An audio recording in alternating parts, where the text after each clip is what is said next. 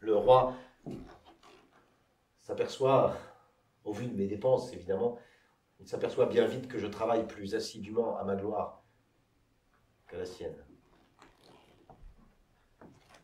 Il envoie un nouvel homme ambassadeur pour me remplacer.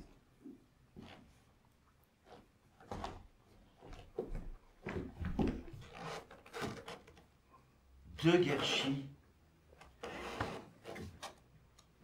le comte Claude Louis-François Régnier de Guerchy. Revoilà l'ennemi de toujours. Je l'avais connu en Prusse quand j'avais rejoint les dragons. Son choix n'était pas un hasard. Le roi avait sans doute estimé qu'un de mes anciens supérieurs aurait suffisamment d'autorité pour me déloger sans fracas. C'était mal de me connaître. Je n'ai que mépris pour cet homme dont je ne respecte ni la fonction, ni la posture. Je l'ai vu tellement de fois reculer devant l'ennemi, préférant envoyer au bain de sang ses hommes plutôt que de risquer de se casser un ongle ou d'hasarder une déplorable égratignure de sa livrée. De Guerchy avait pris, dès mon arrivée en Prusse, ma fougue et mon désir de combattre pour de la provocation, pour une atteinte à sa mollesse. Ah, je n'y peux rien. Tout doit bouger autour et en moi. J'ai un caractère d'ouragan. On ne met pas à tonnerre sans maîtriser la foudre et les éclairs.